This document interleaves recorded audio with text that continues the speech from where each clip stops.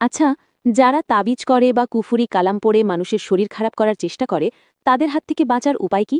ইসলাম আমাদের শিখিয়েছে এসব ক্ষতি থেকে বাঁচার সবচেয়ে বড় উপায় হল আল্লাহর উপর ভরসা রাখা এবং কোরআন হাদিসে শেখানো কিছু আমল করা।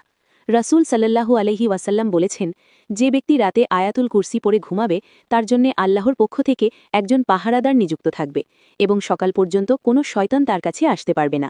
সাহি বুখারী। তাই ঘুমানোর আগে আয়াতুল কুরসি পড়া খুব গুরুত্বপূর্ণ।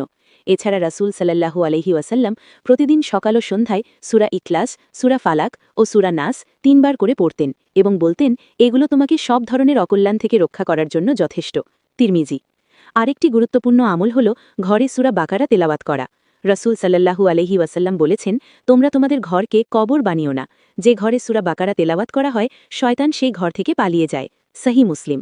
সবচেয়ে বড় কথা মনে রাখতে হবে, কেউ কারো ক্ষতি করতে পারে না যদি আল্লাহ অনুমতি না দেন। তাই সবসময় নামাজ, কোরআন ও দোয়ার মাধ্যমে আল্লাহর কাছে আশ্রয় চাইতে হবে। আমিন।